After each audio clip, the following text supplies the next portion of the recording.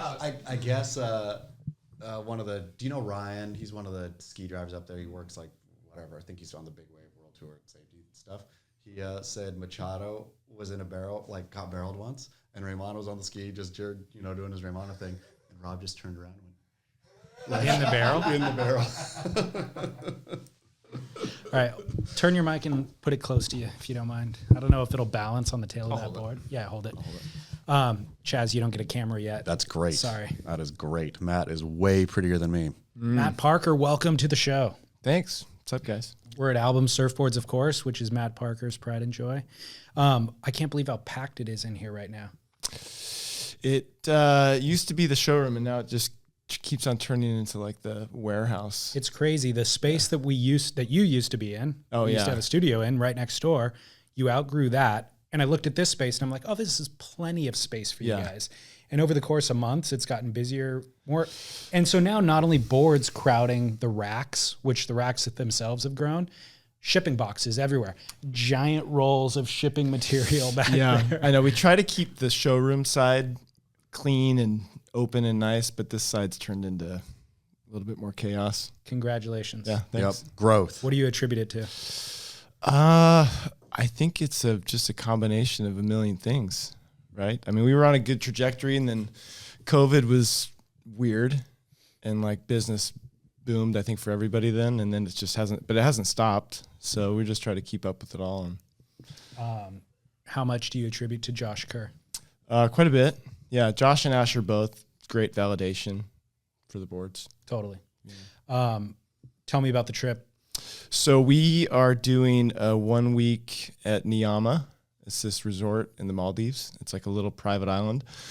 And there's room for 8 surfers. I think we have 2 spots left.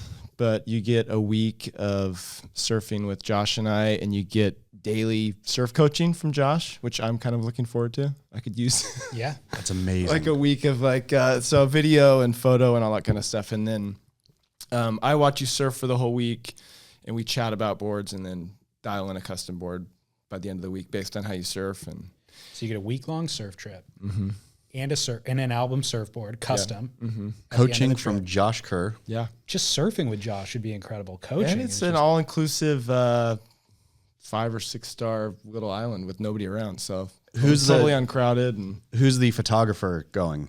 So Mike Townsend is coming with us. And then they have a guy, Eric Proust, over there who's also shooting all the drone and water and all this kind of stuff too.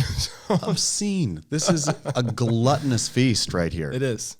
And I thought it's kind of last minute, obviously, because it starts November 1st. But the guy over there says people book all the time, like day before. So. Oh, really? Yeah. Okay. So. Wow. Once in a lifetime opportunity. Completely. Where do they sign up? If you just go to @NiamaSurf on Instagram and DM them, or through me at Album Matt or Album Surf, or through Josh, just DM and then they'll coordinate from there. Okay. Yeah. Sweet. Yeah, it'd be fun to have a listener come along though. That'd be so fun. How do you even carve out the time given your family commitment and this business? Originally, I was going to take the whole family. I'm taking my son though, and my dad's actually coming along too, which is kind of cool. So it's a little bit of a family trip, but I have to like force myself to unplug and take a break. Otherwise, I'll go nuts. When did you figure out that you need to force that? How many years into business? A long time ago, but sometimes you have to have your hand forced. So this trip was like the trip is happening, you're going, and we're doing it. So yeah. I like to hang out with people who have designed better lives than I have, so that I can level up to them. Yeah, you guys are both great examples of that. Not me. Yeah, dude, you're sailing the Mediterranean. You know, you don't pretend like you don't live a enviable lifestyle. That's true. I do. Yes. Matt, you too. And I was actually interviewing John Roseman for the podcast. I think I'm going to publish it next week. And it's like early 20s, he finds himself on Tavarua, has a business opportunity, and certainly, I wouldn't say exploits it, but grows that business as significantly as you possibly could have imagined back then. And it's all centered around surfing Cloudbreak for 30 years straight. Yeah, he turned that into his life. He really did it as, here's my life. I want to surf this wave. It's the best wave, arguably, on the planet. And so I'm just going to surf this for the next 30 or 40 years, but I can't afford to do it on my own. So let's kind of utilize this business, give back to the community, give back to the surfing world. Like, ingenious. Yeah. You know? No, it's key. So- I mean, that's why I make surfboards, so I can surf every day. That's my That's point. a big chunk of it. So That's my point. Congratulations. yeah, thanks. Yeah. Living the dream. Awesome. Well, thanks for joining us. All right, okay. Give me a second to rearrange your. So good to see you too. I am. All right. Always good to hear from Matt. So great to hear from Matt. Handsome man. Hasn't aged a day. Ages backwards. He really does. It's Benjamin crazy. Button. Totally. Well, we've got a lot to catch up on, I suppose. People So love Cersei, by the way. She's a fantastic person, that Cersei Wallace. Somebody summed it up nicely, and they're like, I want to dislike Chaz, but each time his wife and kid come on, like I tend to like him more and more against my own better judgment. Hold on. I think I do a good job. It's funny, when she was here, I was like cringing when she was saying positive things. Like, About you? Kind of. Like, I've worked hard to maintain a pretty crap demeanor. And so if somebody says something nice about me, I just feel bad. Like, I've worked hard to be bad. Why? I don't know. Like, maybe it's probably some deep psychological flaw or something of like not being able to take compliments or something like that, where it's just easier to be a dartboard. We should dig into that. Yeah. I don't know which angle to take on it yet. Yeah. But we should dig into that. Someday. Listeners, call in. Offer your suggestions. Maybe there's got to be psychologists listening, psychiatrists who probably have a take on that. Major malfunction.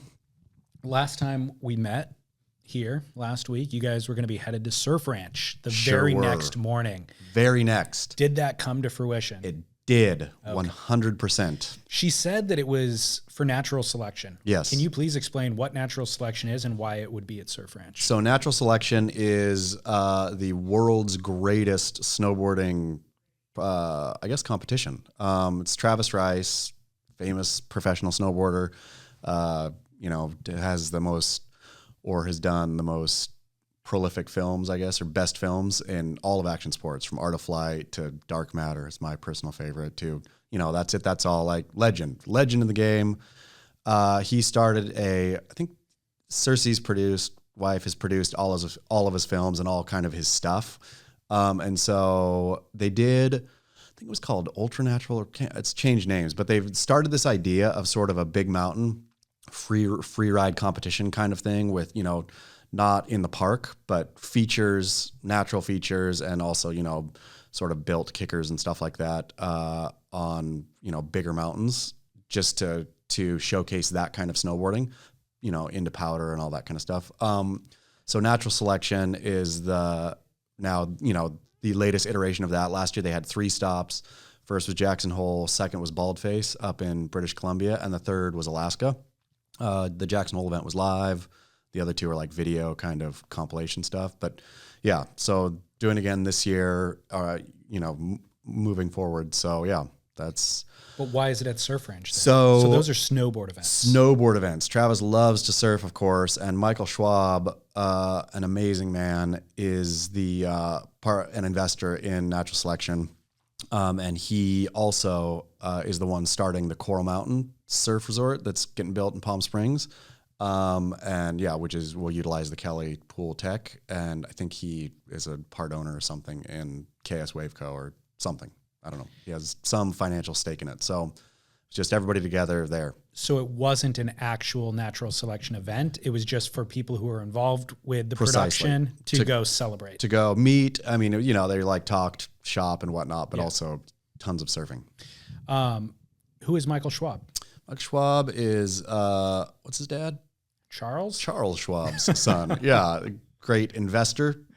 Big finance. Iconic financier. Yeah. So that's his son. Got it. Yeah. So Michael Schwab is obviously born into that kind of lineage, but he happens to be into surf, snow. Yep. And so a lot of his business endeavors are now influential in our world. Extreme related. Yeah. Yeah, extreme adjacent. Yep. And you said that he's an awesome person. He's totally amazing. He's great. Yeah. Cool. Love him. So there's everybody gets to benefit. He's the Willy Wonka. Everybody kind of gets to benefit from some of these investments that he's making and celebrate and party and go hang out in Malibu. I'm the one who gets to benefit from the By investment. everybody, I mean very few people, but if you're on that inner circle. Okay, so to Surf Ranch itself, how many days did you guys have it for? So 2 days at Surf Ranch. There was, the way they run it, of course, as you know, they have 2 heats a day. So you surf twice a day, right? Didn't you do that for Surf Journalist Day? Didn't you surf a morning heat and then an afternoon heat? So each group has, okay. Yeah. And so there's 8 heats, but you yourself get to surf in 2. Yes. Got it. And so those heats are an hour long. At Surf Journalist Day, I think there was between 4 and 5 surfers in the water. For me this time, I was one of 3 surfers in the water. One who is a great guy, producer of Natural Selection 2, but lives in Vermont, doesn't surf very often. So it was just he and Cersei and me in the tub for first day. And then second day, we got a super heat, an hour, 20 minutes, and it was just me and Cersei. Unbelievable. Yeah. So it was ridiculous. So how many waves did you get? I have no idea. Like at least, it felt like uncountable, but. So more than your fill. Oh, more. I mean, you always want more, of course, like, especially if you see the footage after and like, so that's a great thing they've added, or that they didn't have last time, or that I didn't see last time, was now they video your waves and then you can go have a coach walk you through them. They did not have that last right time. after the session, right? And so it's the first time in my life that I've ever been surf coached, and both seeing the flaws in a game and then trying to go fix them the very next session on waves that you know what you're going to get. Yeah. So yeah. And did it help? Yes, definitely. I mean, for the first time in my life, I think I really saw, I'm not opening my shoulders when I turned. Like I'm closing, I'm not opening. So just even that idea of like throwing your head around, trying to get your arms, or not trying, swinging your arms around to open on a turn was, something that I had never actually done before, I don't think. On our previous sessions there, we both talked about all the nerves. Yeah. Because you have a very few waves, 4 Yes. waves, I think, on our previous time. Were you ever able to feel comfortable in the pool? Yes. So the first wave I caught the first wave of the first heat of the first day. It was like 8 a.m. And so that is important, by the way. Everybody who's been there knows that first wave is sheet glass. Yeah. I actually had 3 first waves of this. So I had 3 sheet glassers during the whole time. But those are usually fought over.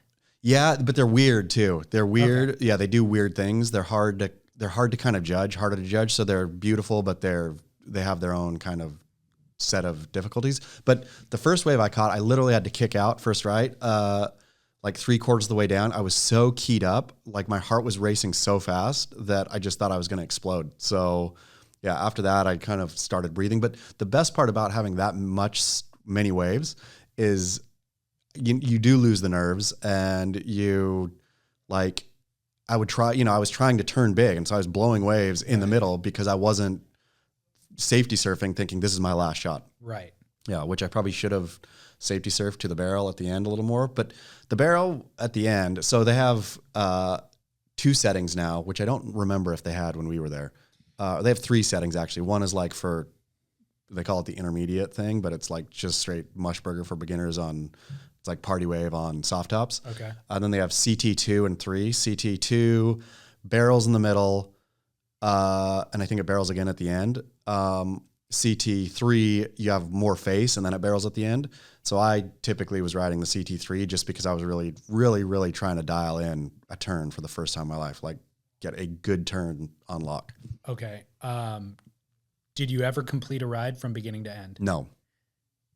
Out of exhaustion or falling? Just, really pushing, trying to push as hard as I could every time. Okay. Like I didn't care to surf one to the end. That wasn't my goal. My goal was to try to do a good turn. Did you ever complete a barrel? No.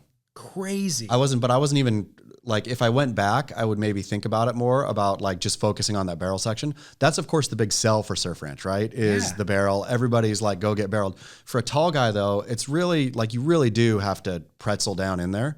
So I had a couple barrels that were fun, right? Like, that I got lipped on at the end, but the barrel was a total afterthought for me. I honestly wanted to fix my turning. That CT3, I guess, that you're riding where the barrel section's only the end section, that barrel is a lot harder to manage as well. Yeah. On the other setting where the barrel's in the middle is the one where you could just park it and even stall and then just sit in it forever. But I'm disappointed. Disappointed in my lack of barrel? Yes. But that's not, I remember from Surf Journalist Day, again, for a tall man, like you'd really do have to pretzel down in there, right? Like, which is, I mean. But you want to get barreled. Sure, but I wanted to turn more. Like, I thought this is my chance to actually replicate fixing a real kink in my game that's going to be like, so to the point, I suppose, I went surfing day after, came back, and actually maybe did a decent turn out in the ocean, because taking what I had learned and putting it in, right? Like taking what you learn about the barrel there, I can crouch in closeout barrels or, little beach break barrels and scoot out every now and then. But that's not, that's fun. And not that that's a scooty beach break barrel, but it's not like, if it was this kind of stand up barrel, then of course I would just go figure out how to get deeper than, as deep as I could and come out. What board were you riding? I was riding an Album twin fin. It wasn't the Twinsman. It has kind of like a bat tail on it. Okay. But yeah, I think it's like a 511 maybe. Okay. Pretty wide across the nose. So what style of turn are you talking about trying to perfect? I was trying to just go up and do a real beautiful, like a Michael February turn is what I had. Arcing from utilizing the whole wave face kind of top to bottom. Exactly. Where you would have to then go into a down carve off the bottom, like bottom turn. Exactly. So not a wrapping cut back. Not a wrapping cut back. Not a searing flare. No, just like a solid, like from bottom turn up to the top, throw spray and come back around and do it again. Like the image you posted. Exactly. So where is all the footage? It's buried somewhere in computer. Like they did send it to you. Yeah, I have footage. Have you already reviewed it, and will you be posting it? I'll post something. Yeah, sure. I reviewed some of it. I mean, the whole point is, right, I've always barked at Cersei, do not post footage of yourself surfing, right? Like it's not cool. And so then I said, I'm going to have to post something at some point. And she said, what? You always tell me you can't. And I said, I know, but I'll be seen as a, like that I'm hiding something. And I'm never hiding anything about my surfing. I don't feel, I'm not a good surfer, right? I'm trying to get better perpetually. At Surf Ranch, I felt, okay, this is the first time that, not that I did but I did improve a little bit. But yeah, my surfing is nothing to look at, right? Were you humbled by the footage? Yes, of course. Always. Like, but I knew that. It's not like I thought I'm ripping. Now let me go see myself rip. Yeah. But you're perpetually re-humbled, right? Like I would have a turn in, one of the heats where I thought, okay, that felt good. Like I actually felt, I felt it. And then you go see it and it just doesn't look good. Were you humiliated by the footage? Sure. Yeah. It's always tough, man. It's real tough. But that's like, I've given up now officially on I'm not going to get better. Like I want to get better now. Yeah. So it's worth taking. Like it takes humiliation to get better. I feel like Athletic Greens and Whoop has been a part of this process. They sure have. I mean, it really has. Being a better me. Even a year ago, you would have argued against wave key, surf trying coaching, to get better. Yeah, all of it. You just are who you are. But realizing, no, you're not. Like you can improve. You can get better. Yeah. You can figure something out. You can, like I totally want to do wave key now. Yeah. Okay. This is all very interesting to me. Did you have fun? Yeah. Ridiculous amounts of fun. Okay. And it's not the, best surfer in the water is the one having the most fun. Malarkey. It's not that, but it was so much fun. It was just fun. Man, We are failing in our efforts to make Chaz grit again. I have become so ungrit. I'm going to get wave coaching, just having a good time, getting fit. Regular trips to Surf Ranch. Yep, just crazy, dude. not grit. Totally crazy. Yes. I feel like that maneuver is, you could easily manage. You could figure out how to perfect that maneuver. You picked a maneuver that is like, you're going to get sections to offer that'll offer that opportunity. You're going to, it's a fundamental maneuver that you kind of need. It looks good on a tall man, a tall, thin man, I think. Like that kind of surfing, it's not like, it's appropriate for my build and shape. I really singled in on it and thought, this is what I'm going to learn here. Yeah. So that's why the barrel for me was totally disregarded. Man, I feel like you could have done both. Yeah. I mean, I should have. The thing, and the epic coach talked about this. She said, rarely in life do you have a wave that goes this long. And so it really is disorienting when you're on it, because you have time to think so much. So I kept overthinking, right? Mm-hmm. And that's a real problem. Is I feel if I had, I'm sure everybody says, if you have just a couple more days there, right? Then, of course. Then you got a couple of days there. Sure, but if I had a couple more, then then it really, you don't ride waves that long. So you come down, I'm so used to just having one section or two sections out in the ocean, right? And you plan and you see it and you execute whatever your thing is. And then, you maybe can lock back into one more thing and then you're done. There, you do your thing.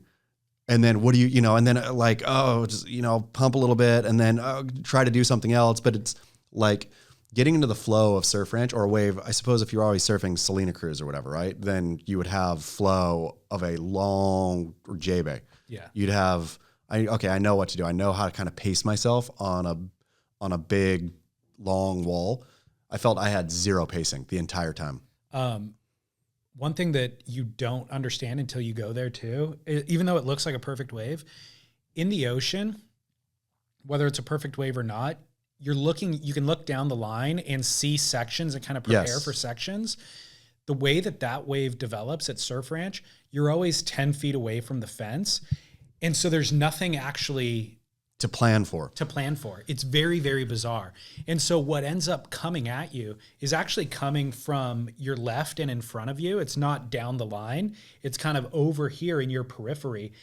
But even then, you can't prep for it because it comes up under you almost. Yep. So there's some times where you're, like you're saying, going through the pacing, you're like, well, I've just been standing here for a while. I guess I better go do a turn. So you set up a pump and you start going into the turn. Well, then that barrel section sucks up under you. And you're like, what? I didn't see that coming. In the ocean, you would have seen that coming. That undid me a couple times because the bottom will really drop out there if you're not. And so like I went up to, for my turn and then all of a sudden there's no bottom and just like boom, straight into, So then next time you think you get in your head about that and you're like, I don't want to go into a turn and commit to it because that might happen again. And so I want to kind of feather it a little bit. And so you do a half turn, then you're like, oh, now I'm going to do a big turn. And then, And oddly, as mechanical, of course, as it is, it's not the same wave every time. And so like, for example, once I had it on the CT3 setting, standard, went up, did my turn, dropped back in and, it was barreling. So I, tuck in to the barrel and then it just like clamps on me. And then after in surf coach land, she was like, oh yeah, that, it's impossible to get it out. That's not an actual barrel there. That was just kind of accidentally happening there. Right. But you can't make it out of that. But of course your instinct is you see this, there's no way you're not tucking in, right? Like exactly. You're not going to just like outrace it. So, but that's what you should do. So it's that wave is its own thing. It's counterintuitive a lot. And I suppose to the barrel question again, last session, super session, the wind was blowing on it. And so it wasn't actually barreling much on the right. Like at the end, it would just start crumbling. Well, in making those split second decisions in the ocean, you're attuned to it. And that is actually what you've always learned how to do in the ocean is make those split second decisions, look down the line, look for those things. At Surf Ranch, it's a completely different equation. So you're actually not equipped to make the split second decisions because you're looking at the larger map, but then the larger map is kind of cut in half. You know, it's a very weird thing. It's interesting. I mean, what makes me feel a little bit better, I think, about performance there is the people who work there. I mean, I will say people who work at Surf Ranch are absolutely all time. Like everyone there is like, for however I've disparaged it before, and I will continue to disparage it as a place that is for competition, or the way that the World Surf League does competition there is unwatchable, right? Like, I think there's ways you could do competition there. We've discussed them here that would make it fun, but the people who work there, epic, every single one of them. But watching them too struggle, like they, you know, they'll take off on a wave and we'll blow it, because it is as simple as it is. It's also insanely complex. Mm-hmm. Fascinating. Yeah. Can't Surf wait Ranch. to see the footage. Surf Ranch. I'll show you some footage. I don't think I have any on my phone even, but Man, yeah. I'm impressed that you're going to put this out there. I mean, I have to, right? No. Why? I'm not putting it out there out of pride. I get it. I'm putting it out there out of a sense of, or I will put one thing out there out of a sense of, look, you know, I'm not ashamed. I mean, I am deeply ashamed, but I will wear my shame. So it's a complicated thing, social media, and what you want to share with the world and what you don't. Yeah. And so my two thoughts on it, I have posted surf footage of myself, and I also posted photos of myself after saying that I would never do it. Sure. My two thoughts are, number one, it's nothing to brag about. No. So I'm not like trying to say this is great surfing. So that's one reason to not post it. The second reason is some of my most intimate things in life, I actually don't want to put on social media. I mean, that's true.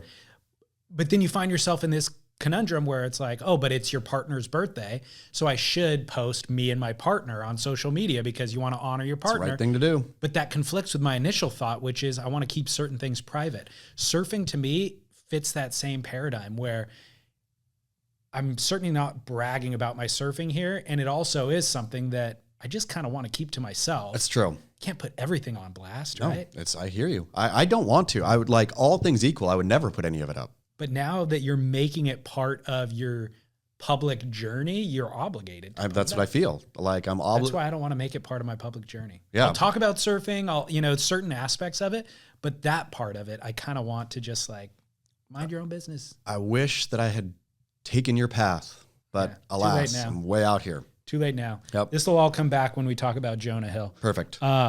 Because I think he's stuck in a very similar paradigm. Yeah. Unfortunately, he doesn't know it.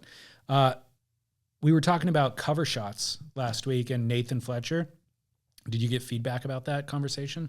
I did a bit. I think people that I heard from were more or less like, it was an epic shot. Yeah. Like, it was good. Yeah, people disagreed with us. Yeah, people said there's a long history of throwaways. People also getting closeout barrels. Yeah. Probably the most, the vast majority of barrel shots might have been closeout barrels. Anyways, Remington emailed Matt Warshaw and us, and he said, gents, love my weekly infusion of mostly non-surf related banter with the occasional surf take. In last week's episode, David, Chaz, and Cersei were all adamant that the cover shot has to be a make in response to the most recent Nathan Fletcher Surfer's Journal cover. I'm no surf journalist / historian, and I'll defer to our Lord and Savior Matt Warshaw on this, but when thinking back on some of the most famous cover shots, many or rarely makes. Timmy Turner talking about pulling back into deep on a tube shot in Indo, and he links to a video of Timmy talking about that on Surfline. I didn't actually watch the video, but I think that the one that he was talking about might have been at Nias. Yep. Remember that backside one? Yep. And then he said, second example, I can't find the Surfer's Journal article from a while back, but it definitely quoted Tom Curran talking about how different surfing for photographers was for him at Rincon because he would intentionally sell out and not make a maneuver just for a better shot. Mm-hmm. So go extra hard in the maneuver just for the shot. Third example, Nathan Fletcher, the man you claim wouldn't approve of a miss for the cover. Loved it. His arguably most famous ride was a Code Red Chopu wipeout cover shot seen below on a Transworld Surf Mag. I'm sure these are just the tip of the iceberg for surf cover shots, but respectively had to set the crew straight. Matt Warshaw responded and said, every aerial cover shot on a surf mag in the 80s and most of the 90s was most definitely not a make. The very first was Kevin Reed in 1975 doing a kick out that people now claim was the first air cover. This photo, I don't know if you can remember. Yeah, he's on a single fin, yeah? It's hilarious. Yeah. It's shot from behind and he's just in the air, but above the lip, 6 inches, clearly a flyaway. Yep. And that was so radical that it made the cover. So mea culpa, we were totally wrong. I feel like, even though we might have been wrong, The spirit. shame on surfing. Yeah, surfing. I'm like kind of embarrassed to look back at the track record. None of those should have been covers, It's so true. right? I mean, for sure. Now, let's make surfing grid again. I truly believe that we need to adhere to that code of ethics. Yeah. Code of honor. I like it. Yeah. And they're all totally right. And like at the time, that Kevin Reed cover, you'd have to go back to fully understand the context of the time to decide whether or not that was deemed worthy of a cover. Sure. But context aside, legacy is more important. And I think there needs to be these kind of code principles in place. But it's too late now, apparently. I mean, Shame on surfing. shame on surfing. We should do better. Having gone down this primrose path Don't of you think? just looking good, but not actually being good. I mean, Cersei was adamant, She was, and maybe she was talking about, it's probably different in skate and snow, I will say. which is what I was kind of suggesting at the time. Yep. And so I would have to defer to her. Like, she didn't know surfing's history of cover shots that Yes. was illuminated by our listeners. What are snowboard's history of cover shots? I have to think, I can't imagine a throwaway or an unstuck snowboard air getting a cover. right. Like, Because she was committed to that. sure. Yeah. I mean, and you can't even imagine one that, a big wipeout after an air on it. Like, Yeah. I don't know. it wouldn't make any sense in snowboarding. Right. I'm no snowboard historian, but Well, we also don't have magazines. Oh, I guess we do. We have the Surfer's Journal. But other than that, we don't have a lot of magazines to ask to do better in the future. so the only magazine that exists decided not to do better, do worse. Yeah. Yeah. Shame on you, Surfer's Journal. Shame on surfing in general for this legacy. And maybe we should just try to do better. Yeah, that's true.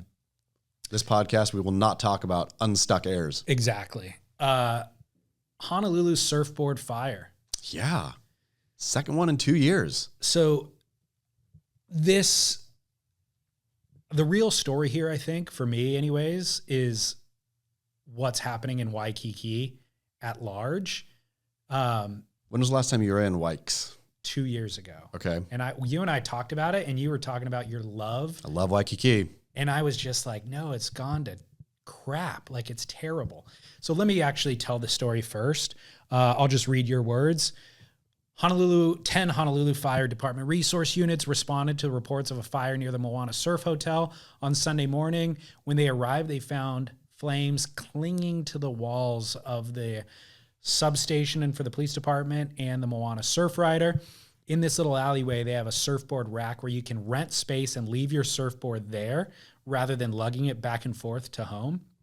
So there's 525 surfboard racks there.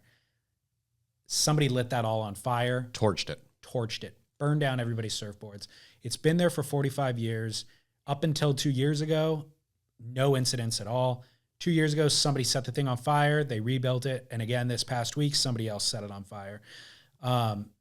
Presumably because they're unhappy with the concept of the business or just all the surfers that are out in the water nowadays in Waikiki. Or methamphetamine.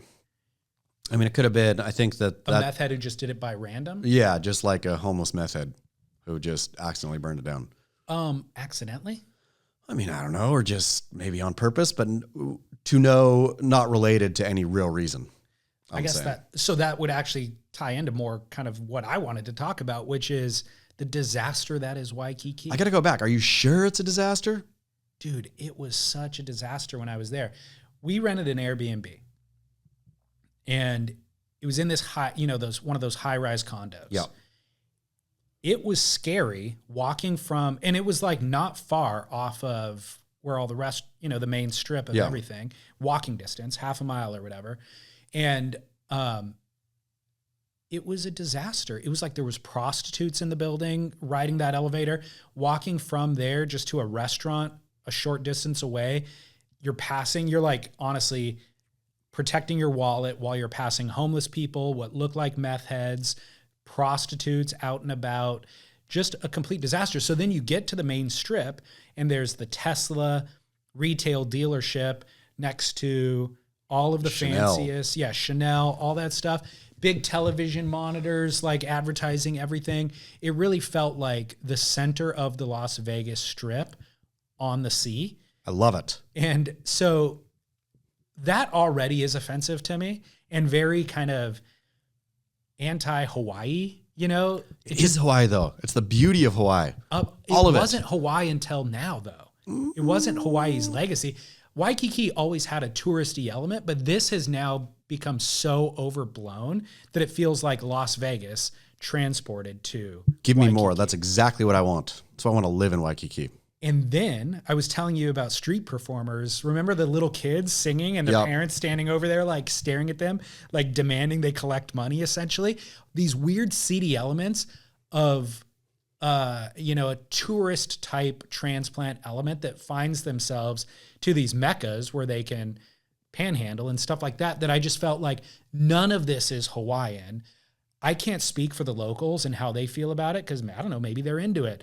But just from what I expect, in my experience, when I go to Hawaii, the surf thing was completely, all of this has also happened in the surf thing. So the surf thing has completely been bastardized as well and appropriated and blah, blah, blah. But then to have all of this happening to the local businesses, it was just like a caricature of a once Waikiki. Gimme. That's what I want. That's the way I want my Waikiki. I mean, I haven't been in a couple years, so I need to go experience this paradise of which you speak for myself once again. Well, what happens is fires set by meth heads. And or maybe like a competing business. Could have been. Yeah. I mean, those are the two suspects in the paper, were either a disgruntled competing business sort vendor or a homeless person. Well, the paper was saying like maybe it was a beach concessions. Yeah. But I'm like, that's not a competing business. This is a surfboard rental rack. Are there more than one of those around? Maybe. And or maybe they don't want people to buy boards and store them. They want people to rent boards. And so the rental business burned down the maybe rack business? I mean, they're not getting any money out of that. Let's take these. Maybe there was maybe one of the rental companies stores their boards in the racks. So that'd be a very short list of suspects. That you could, you know what I mean? Like Yeah. the investigator could track that down. But I'm saying that maybe like one of, I mean, how many surfboard vendors do you think are in Waikiki? Surfboard rental. I don't spots. think there's many. Really? Despite Waikiki being a mecca for tourists renting surfboards, Yeah. I don't think there's many. I think that though. There's not a lot of square footage Sure. and not a lot of real estate available. I mean, I don't know who owns the thing. I have no idea. Excuse me. You're the journalist. Is it privately owned? I don't know. I am a surfer. I'll get to the bottom of who owns the Waikiki surf racks. Yeah, but a lot of like vintage surfboards and stuff go up in smoke. Well, because they're privately owned. So Yeah. individuals, buy nice surfboards and they store them there. I guess what my thought was, other than you, I don't know anybody who would actually be happy with the way that Waikiki has been developed. Me. Other than the developers themselves. Yeah. Like the actual local people, the local businesses, all that sort of stuff, I feel like have not benefited from any of that. And the way that it has shifted the culture is in all negative ways, from my estimation. Just go to Maui. Exactly. I mean, but not Waikiki. Waikiki, if you don't want that kind of thing, go to another island. Go to the big island. I'm not going to tell them which island they really should go to. Correct. Good. Don't. I was disappointed to hear all of this, needless to say. About the burning? Yeah. Or that I love Waikiki? Both. But the burning, because it was like, you're right. This is probably a crackhead related incident, and whether or not they acted on their own volition or they took Yep. a payment from a local competing business or whatever. You would think after getting burned down once that you might install some very cheap cameras. How are there not cameras? Yeah. There have to be cameras on all of those buildings. Well, around it there. literally, The substation, the police substation. as the story, like fire was clinging to the walls of the police substation. Yeah. How is there not camera on the racks? I have no idea. Or Strange. the police substation itself, like, or maybe there's just so many people coming and going at all times that it could have been one of 20 suspects in the camera footage. You know? One of 20 suspects holding Molotov cocktails, tossing them. There are people holding cocktails that can easily be confused as. The funniest thing, I don't know why this was funny to me, but everything's just charred, right? Yeah. In the photo, one of the photos anyways, on like Hawaii News Now or one of those Instagram accounts. And there's one perfectly unscathed green pole in the middle. And somebody was just like, whoever painted that pole did a phenomenal job. Like, it's all charred blackness and then just one perfectly green pole. It was like, what kind of paint did they use? What kind of primer? That pole survived all of that. Whoever, whatever the primer and paint was, they should go out and do a whole ad campaign on their green pole. For sure. So the gift that is Jonah Hill keeps on giving. Oh my goodness, does he ever? But have we exhausted the topic in a way that we exhausted bashing the WSL for years on end? Probably, but that's not going to stop me from continuing to talk. I mean, the story develops. Yeah. So I guess we got to talk about the development. I mean, whoever did the Jonah Hill ruined surfing sticker that's very funny. Please stand up. Oh yeah, That person, totally. please announce yourself. Call into the listener line. Identify yourself. Email something. I'm assuming that sticker was at Malibu, right? I couldn't really tell in his Instagram. Couldn't tell. Somebody could have sent him the photo. Oh yeah, it's true. Anyhow, sticker reads Jonah Hill ruined surfing. Hill took to Instagram to declare, like, if my happiness makes you insecure, then I will never stop doing things that make me happy, no matter how insecure my happiness makes you. which is a real weird takeaway from that sticker. Rude, too. Like a totally bizarre, self-centered Totally. takeaway. Like Totally. that you think somebody made that sticker because your happiness is making them uncomfortable. Insane. I mean, there's a trillion reasons to argue. If somebody wanted to argue, I'm not going to argue it, but how Jonah Hill made surfing foolish, right? Or Jonah Hill surfing is a foolish endeavor. Great, makes him happy. That's not the point, right? Like, A. B, so being defensive when you're a comedian, I saw another DM from somebody that seemed like Jonah Hill was, I couldn't tell who was doing it, if it was Jonah writing or somebody else, but something about making the Jonah Hill Run surfing t-shirts, and then selling them for charity. But so Jonah really is kind of in on the joke. That's one thing. But his initial post made it seem like he was hurt by it. And then his girlfriend doubling down on the get a life thing. Like, any haters who are going to speak negative of Jonah Hill, get a life. Right. And it follows his defense of the body shaming thing the week before. It falls in line with that same sentiment. It just is so utterly sensitive. And I don't know how a person can be that sensitive as a comedian. I agree. Jonah Hill ruined comedy. Yeah. Not just surfing, he's ruined comedy. Funny man Jonah Hill has completely lost all sense of humor. So, first of all, Jonah, Kelly Slater gets made fun of all the time. The greatest surfers in the world, other than Duke Kahanamoku, Yep. every surfer who has come before you gets made fun of. It's part of the rites of passage because you are a kook and you're entering a new space, and that's part of the repartee. It just comes with the territory. So it's highly sensitive. Secondly, quit thinking that the world needs to be comfy and cozy and warm at all times, okay? Because that is a completely futile effort. If you think that, it might be reflective of the fact that you are a one percenter who's everybody says yes to around, that never encounters any resistance at all. You go into this space, which is actually fun, and they're accepting you as one of them, which is why they're making fun. And you're so delusional that you don't realize that's part of. And you're supposed to be a comedian, so you should have recognized that immediately. So it's the hypersensitivity. The other thing is, presuming that it's insecurity that is fueling what is going on is insulting to the people. Completely. Let's put it this way. You're a millionaire. Making millions of dollars for acting in movies is actually insane. We live in an insane society that values that. So that actually could be highly offensive to a teacher who's making $60,000 a year. And so, yes, your happiness, you making millions of dollars makes you happy. And it is offensive to this person who's actually working harder and doing better work that's making far less money than you. So they are offended by you.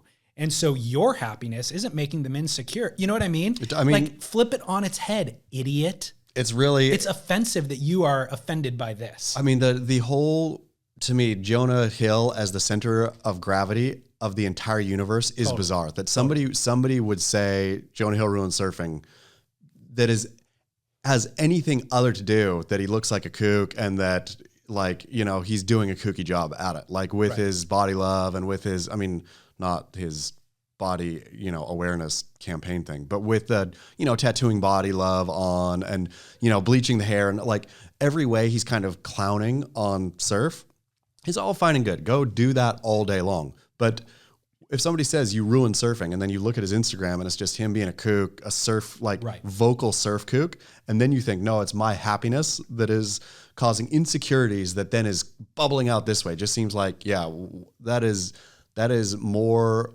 self-centeredness than narcissist. Yeah, it's just like insane. Ridiculous. But then I didn't understand how the media, because I don't think Hill or his girlfriend twisted it this way from their comments, but I don't know how the mainstream media narrative really ran off with the Jonah Hill ruined surfing sentiment was about body shaming. Like, so that was the mainstream media's takeaway. Entertainment Weekly, every mainstream kind of outlet, The Guardian, covered it that way, that this was surfers body shaming Jonah Hill. Yeah, they misunderstood everything. They misunderstood it. Jonah Hill misunderstood it. It was a very simple sentiment. Jonah Hill ruined surfing. You ruined it by being a kook. And pretending like. Precisely. Yeah. Like you are, but also it is the fact that somebody made that sticker is a total backhanded compliment, right? Yes. Like it is, you are part of the tribe. You are such a part of the tribe that we can reference you now. It's almost like the Cardiff kook. Speaking of there's a statue in Cardiff of a surfer, I think supposed to be learning to surf, that looks real kooky. And so people dress it up all the time, right? Where I feel Jonah Hill has become kind of the Cardiff kook. He's become a meme of this idea of overcrowding, beginning surfers, all this kind of thing. Well, nobody is incensed that he's happy about surfing, right? That's what he's missing. Yeah. What we're incensed by is your shameless display of the learning of the process and then being offended that people have a commentary on your shameless display. Precisely. So he's like, if Jonah Hill was not posting ever photos of himself surfing, if he was being Jonah Hill doing his own thing, and then people were maliciously like photographing him and putting it up and trying to make him look bad, and then Jonah Hill ruined surfing, then I could see the argument made like, hey, I'm just out there having a good time and you guys are all making this a real public spectacle. He himself has made it a public spectacle. So to do that and then be offended that people comment on the public spectacle of it is a real either disingenuous from him or just him being completely disconnected on the way that the world works. Imagine this, okay? Imagine next year, Jonah Hill discovers and develops a passion for gangster rap. Yeah.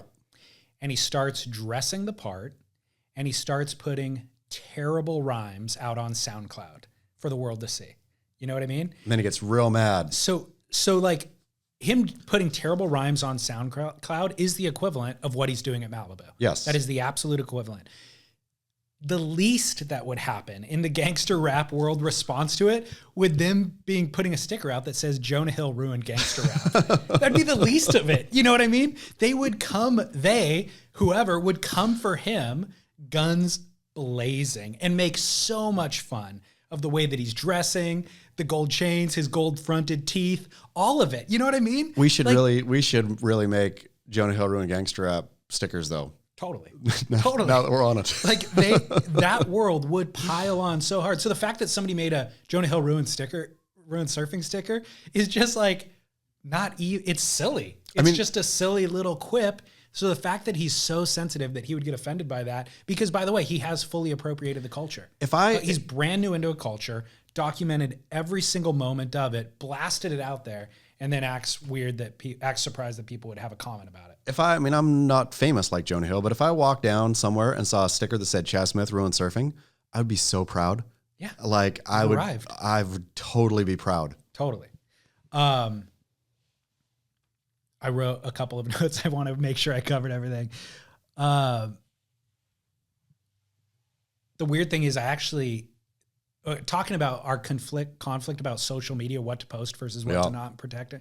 Like part of me actually is sympathetic to him and likes the fact that he's pursuing things that make him happy. Great. Like that, I kind of like Jonah Hill in certain ways. Of course. I find it weird that I find myself arguing against him so often because part of me is like, good for you. Go do what you want to do. Yeah. Part of me is actually also cool about him celebrating it publicly. Great. You know what I mean? Do what you want to do. I think what he's mistaking is that attacking the people, like people commenting about it, him attacking those people is creating a larger attention on his body. Him saying, I don't want to be body shamed is going to make thousands of articles about his body. Him attacking the people who are doing the thing that he doesn't want isn't going to make him happy. You know what I mean? Like, it's only going to create a double response against those people, which is a bigger offense than the actual offense of Sharon Stone saying something negative about him.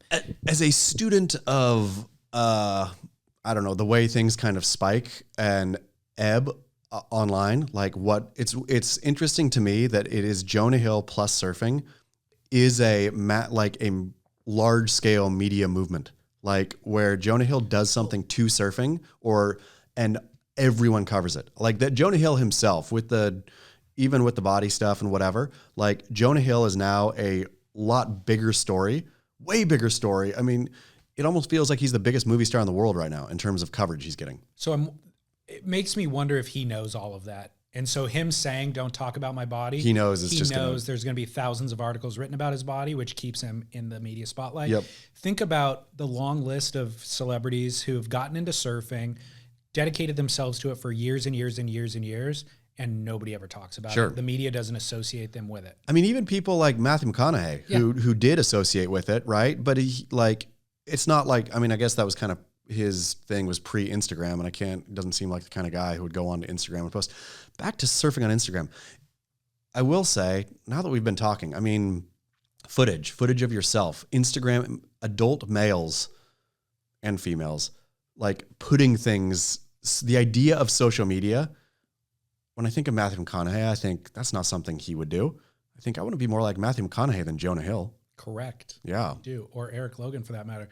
This is why Eric Logan got flack when he entered the surf space, is entering the surf space while you're learning, publishing, Unlike Jonah Hill, though, I will say, Elo took it all on the chin.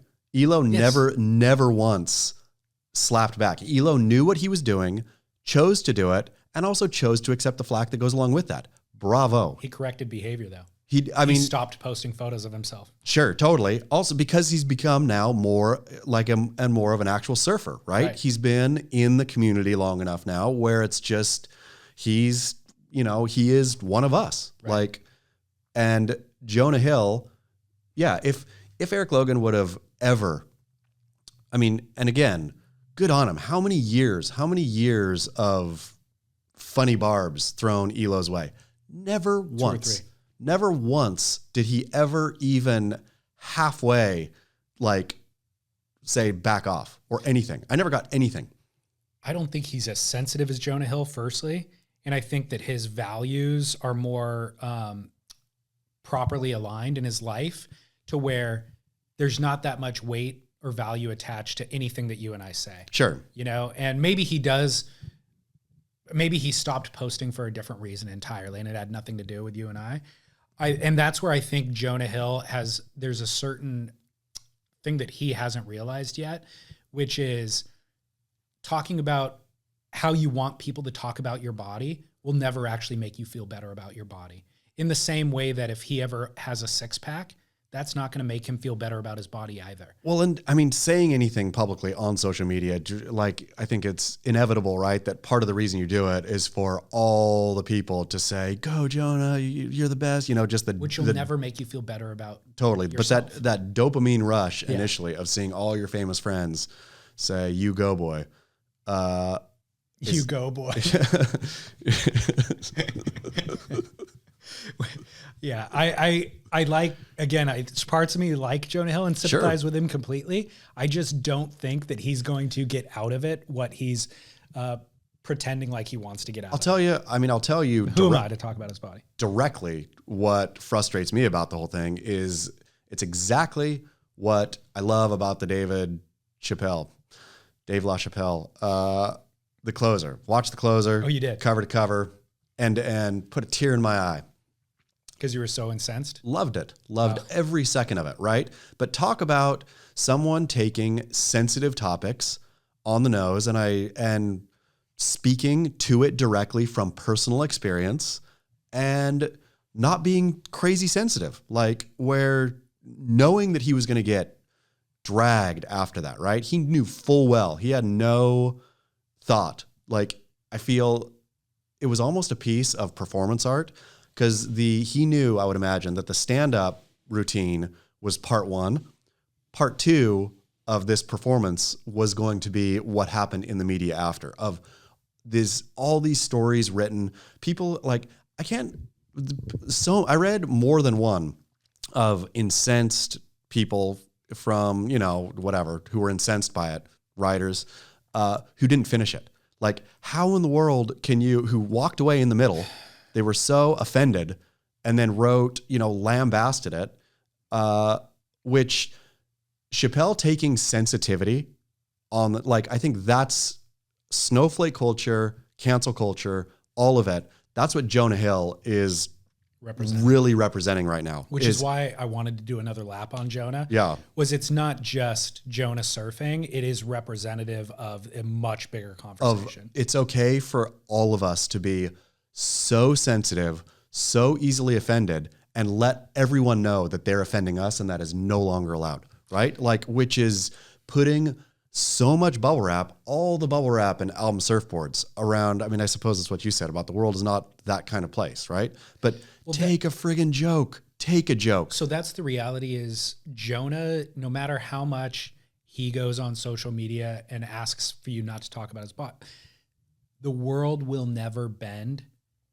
And by the way, even if you can get people to stop talking about this one thing, you're going to encounter offensive things every other turn constantly throughout your life. Your kids the world is that way. There's so many humans on it that don't have that much time to think about you or worry about you, that there's just going to be varying opinions at all times. And so if you're in a mindset where you think that you need everybody to be sensitive to the way that you view the world, it's a futile effort. You're never going to have that. What's better is to understand that people aren't thinking about you, aren't considerate of your sensitivities. They have their own agendas. They have their own things that they're doing. And so you just don't put that much expectation on other people. You have extra sympathy for their insensitivities. I mean, and you go through a world where it's not all about you. To me, you don't even have to have armor up. No. It's just not about you. To me, that was one of the most egregious parts of his "don't talk about my body" thing, when everybody piled on to Sharon Stone about her age and her, everyone, old lady, you're way behind the times. Yeah, piling on. And he just allowed that to happen on his own feed. Didn't come in and say, hey guys, what I was specifically talking about, let's not talk about anybody in this way, right? It was so myopic in terms of don't talk about me this way. Or don't talk about, she literally paid him a compliment, got straight up piled on, and he allowed that to happen on his own platform. Totally. Which, are you kidding me? You're not going to go protect an older woman who's just getting beat to a pulp by your followers based on the way she looks. And just, come on. Again, two wrongs don't make a right. The second wrong of him allowing that to happen was 10 times worse than the first wrong, which is her commenting. Sure. You know what I mean? Yeah. So it's not only did two wrongs don't make a right, it way outweighed the first wrong. And also, I would gladly argue that complimenting somebody and telling somebody they look good I agree. is never going to be a wrong thing to do. Agreed. Like- Completely agree. So I did get an email from a longtime listener who's trans, Yep. who completely disagreed with our take on Okay. the Dave Chappelle thing. And I only read it this morning. I think it came through yesterday. And so I wanted to ask them if it was okay for me to read it online or read it on the show before I read it on the show. So I won't read it on the show.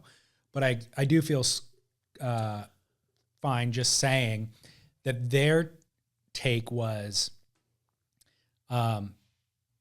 that watching Chappelle and his commentary just felt horrible. I get it. So they said, maybe I'm being sensitive. I don't think I'm being hypersensitive because here's all the ways in my life where I'm not sensitive. I listen to you guys every week, Yeah. you know, and this person also said, I'm not going to cancel my Netflix subscription. I'm not going to stop supporting your podcast, but watching it made me feel horrible. They said further, I did not finish the documentary or the stand-up special because I felt horrible and I didn't want to subject myself to it. But then I listened, and that was pre-listening to our podcast, then listened to our podcast and thought, you know what? I should rewatch it from beginning to end so I can make an informed decision about it. Still couldn't finish it because it felt that horrible. I get that. And I don't want anyone to subject themselves, right, to the pain, like to real hurtful stuff and if you don't get it, or not that you don't get it, if it doesn't feel good, then of course flip it off and say, I don't like that. I think where everybody else went, like Netflix employees and all that, of ban this and burn this to the ground and da-da-da-da-da-da, like That's the problem. That's the problem. It's Totally. there's no problem there's stuff I don't want to watch because it makes me feel uncomfortable, right? Like, Fully. but and to our listener's point, I agreed. I'm like, it makes perfect sense that I wouldn't feel horrible about it because my life experience and world experience is different than yours, and that you would feel horrible about it, and that we can both decide that I'm going to watch it and you're not going to watch it. We could have different opinions, Sure, and not hate one another and be friends. Yeah. And I loved this person saying, I'm not canceling my Netflix subscription. Sure. They're making a business decision. I get that. So this person felt horrible, which is unfortunate, but they're not going to retaliate against all those people, including us. I mean, which is high-minded. Thank you. Yeah. How Beautiful. about that? Be like that. Beautiful. Yeah. I love it. Yeah. Commercial break, maybe? Let's do it. Take a break from all this heavy lifting. Wow. Chaz, we are back. Great. How did you like the Val doc? I haven't seen it yet, but I did watch Chappelle. Val will go on tonight. Can I just tell you my take on Val? Yeah. I'm dying to. Yes. I've been wanting to discuss it with you, but if you're never going to watch it, I just want to tell you about it. I liked Val prior to this documentary. Now you love him. No, not exactly. Uh-oh. He's fallen from my graces a little bit. Because of what? So I liked the documentary a lot. Yeah. It's a really good, like as a documentary itself, it's very good. And Well it's very made. revealing about Val. Yep. It's all archival footage. He shot so much footage. When he was on the set of all of those movies that you know and love, he had a camcorder and he was shooting Marlon Brando, Tom Cruise, all this stuff, right? Val is not a great actor. What was revealed to me through all of this is that Val has never been a great actor, but he thought that he was all along. Ooh. It's pretty interesting. That's great. So he's a tremendous over actor. Yeah. So when you have roles like Doc Holliday or Jim Morrison, you know, those are perfect. Yeah. And you and I watch that and we're just like, man, he's amazing in He that. sends it. It's because he's an over actor. Yeah. But when there's roles that call for subtlety, like Batman, you know, he's just wooden. He's terrible at it. Yeah. But the reason why he fell from my good graces was he thought all along that he was the next Brando, that he should be doing Shakespeare. Yeah. And in his mind, he was incensed. Why won't Martin Scorsese return my calls? He tried out for Full Metal Jacket. Why won't Kubrick return my calls? And as I'm watching it, I'm going, because they're great. They're phenomenal directors, and they had a sense of who you were, which is a farce. Same reason they didn't return Jim Carrey's calls. You know what I mean? Like, but Val, as you're watching him through this, he's like, Still mad. he's toiling and he's drinking himself into a stupor and he's ruining relationships around him because none of these people around him recognize his greatness. Yeah. And so he's breaking apart under the weight of his own greatness. But I'm going, dude, you're actually not great. The only reason we loved you as Doc Holliday was because you were an overactor who got this role that called for Overacting. a character, you know? Because of Iceman, because you were Iceman, Val. And even that, you know, I don't think he had fully developed some of the things that I'm saying in Iceman. He played second fiddle, and it worked as second fiddle at that time. Yeah. But as he grew, he expected to be this leading man that ultimately I don't think he ever deserved to be. What was, I mean, I would say Tombstone, Val Kilmer is peak. What would you say peak Val Kilmer is? Yeah. Yeah. And I think you could offer Jim Morrison in the Doors as that equivalent as well, where you go out there and you just overact to the extreme, and it's perfect because that's who Jim Morrison was. You know, bigger than life. Yeah. But I didn't have any of these thoughts all developed from me watching. While you're watching Val. And again, it's a phenomenal documentary because all of that archival footage gives you a peek into who he really was. Yep. And it's an I thought he was actually pretty embarrassing person. Still kind of is. Is he, what's he doing today? Well, I know he has like throat. Yeah, he has that throat cancer, which, so he's not doing much anymore. Okay.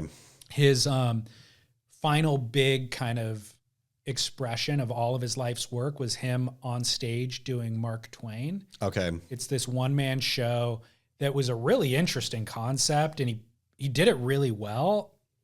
I would have liked to have seen it. And it was going to help him rebuild his finances because he went broke ultimately. He got into some bad deal with his dad and like got ripped off a number of times and misspent tons of money. And so that was going to help him recoup his finances. And I think he was going to turn that into a film or something. But ultimately, I don't think it's ever going to come to fruition. His throat cancer eliminated his ability to act, obviously. So now he's literally doing like personal appearances at trade shows and convention centers. Good on him. Which is like the saddest thing ever. One really interesting element was his son's voice is spot on identical with his voice. So Val typed out the narration for the whole film, and his son does the voiceover. That's fantastic. And it sounds exactly like Val. How old is his son? 20, 21, 22. Actor? What? Is his son an actor? I don't remember. But he's reading the narration as Val. So I grew up in San Fernando Valley as blah, blah, blah. And you think, oh my God, this is Val's voice. Yeah. But Val doesn't have a voice anymore. And it turns out it's his son doing it. It sounds exactly like him. Well, that makes me want to watch the Val doc. I feel like you're going to watch it now. Yeah. I've been waiting all this time, and I should have just told you all that. All right. So we got Barrel or Not to close out the show. They're all Halloween related because around the corner. It's around the corner. We're scheduled to be here next week with Britt Merrick, but it's also right around the time my baby's due. So tentative. So I might not see you before Halloween. Okay. Barrel or Not, taking your kid to the pumpkin patch. Barrel. Really? Yeah. You got to do it. I didn't grow up around pumpkin patches. They were not a thing in Oregon or that I ever saw. And so coming down to Southern California and then coming down to North County, San Diego was the first time I'd ever actually really seen one. I was like, oh, huh? But yeah, no, it's great. I mean, you don't buy a pumpkin there. Which is hilarious because it's too expensive, right? Yeah, pumpkins are expensive at the pumpkin patch. But take your kid on the bouncy houses, like around me, all pumpkin patch is basically just bounce house heaven. Right. And so, but they have fun, run around, bounce, great, in and out. My buddy sent me a video from the pumpkin patch last week saying, hey, this is what your life is going to look like for the next decade or so. And it was pumpkins everywhere, of course, which I'm not offended by, but it was the bounce houses and all the food stands, like $15 funnel cakes and fried, corn dogs, whatever, like all overpriced. He's like, you don't ever buy a pumpkin here. Same thing you said, but you end up spending $80 on food. $80 on food and bounce houses. Terrible food. And it looked like a hellscape to me. That video he sent me, it looked like a hellscape. Get ready. Where was the pumpkin patch, that one? In Long Beach. Okay. Yeah, I can imagine a Long Beach pumpkin patch would not be quite as nice. I went to the Carlsbad one with daughter and her best friend, last week sometime. They have a haunted corn maze there, like cut into a giant cornfield. There's a cornfield in. Yeah, I think they literally grow it just for the pumpkin patch corn maze. They probably take the corn and do something with that too. But anyhow, it's big, it's huge, and it's a maze, and you can't really see through it or whatever. So daughter and best friend went running off ahead. They're like, I said, okay, we got to stick together. They're like, no, ha ha, like tearing off in there. I like was on my phone, went sauntering into the corn maze, kind of got deep in and realized I am never going to find either of them. Like it's big enough where if we keep moving around here, like getting dark soon. It was getting dark soon. There is a solid chance we will be here all night. Like the terror struck at that point. And then thankfully I did find them, but it took us together, 3, and they had been so like they realized the trouble they were in too. So then they actually stuck with me. But it took me a good 20, 30 minutes to get out of the thing. That's insane. 20, 30 minutes. They have to have security for that exact reason. I didn't see any. You got to put a homing beacon on a kid. Yeah. I'm thinking about implanting a chip. Yeah, you like can. a dog. Yeah. You know? Get your kid the vaccine. Comes with the chip. There you go. I mean, and not only for that, but like, what if they get kidnapped? Yeah. You watch these movies where they're like chained up in a basement somewhere. Beacon will take you right to that basement. No problem. Yeah, show up with a shotgun. Take out Jonah Hill, grab your kid back. So the corn maze sounds amazing. In general, I've never been in a corn maze, Yeah. but I fantasize about them all the time. It's right there. I'm like, that looks awesome. Carlsbad. But the pumpkin patch thing, I guess if the kid has fun there, then I'm okay with it. It does not look fun to the kids to me because it's like tons of waiting in line. I see kids crying in there. Which kind of There's hay everywhere. Yeah, just gets in your eyes. If there's lines and food, you're at the wrong pumpkin patch. Okay. You go to the ones that are just like have pumpkins, have the bounce houses set up, maybe have a tray of Skittles, overpriced Skittles or something like that. But candy corn. yeah, keep it like go to the second tier pumpkin patches because what your kid really will want to do is just bounce in the bouncy houses. Right, which I'm fine with. Yeah, That's fun. yeah. Okay. It's like tons of bouncy houses. So barrel if it's the right pumpkin patch. Barrel. Okay. Barrel or not, number 2, scaring children. Barrel. This is a huge Halloween pastime. I love the idea of a haunted house. Kid comes around the corner. The question is, are you traumatizing your child? Well, the problem is for you is yes, you are. And then your child has trouble sleeping, et cetera, et cetera. So, Is but it it's worth it? Yes, it is worth it for the trauma. I love the idea of doing it. Yeah, it's fun. I like scaring people in general. It's fun. It's funny. You will totally traumatize your child into not being able to sleep without the door open and all the lights on for like 3 years, but it's worth it. I want my kid to be vigilant. Sure. Look out. Pay Yeah. attention. Mhm. There's things coming at you in life. Sleep with your lights on. If for nothing else, so that when they're driving in the future, they're aware of their surroundings. Head on a swivel. Exactly. Yep. Exactly. Are you going to dress up this Halloween? Nah. You're not? Well, so again, we don't know when the baby's coming. Due date's the 27th. So it's kind of like on day 2, 3 of an infant. Do we want to also put on costumes? You sure do. You can get, Trust me, the baby already has costumes. oh yeah. Like a number of costumes. Yep. So that's happening, but I don't think I need to be part of that. You could dress up as Val Kilmer, put a scarf around your neck. Yeah. Doesn't I he can wear pull nice off Val, I cravats? think. Yeah. Yeah. But that ties into barrel or not. Number 3, hiding inside on Halloween night. No barrel. Really? Hiding inside? Like turning all the lights off, pretending you're not home. So that, you don't have to feed the kids. Definitely not. Really? Definitely not. The people who do that they should bring back the trick to the trick or treat. People who are home hiding should get their windows waxed. That's what they should get. Brutal. Old fashioned soaped. Yeah. Wow. Yep. You have lost all of your grit. No. Why? That I'm saying that you're going to soap people's windows? No, that the fact that you don't want to, that you do want to participate in the festivities of Halloween. Sure. That you want to bring joy to children by giving them candy. Opening door, giving candy. Wow. What are you dressed up as, cutie? Yeah, being curmudgeonly, inside, lights off, faking you're a Jehovah's Witness. Not cool. Okay, we got a baby, newborn baby. Yep.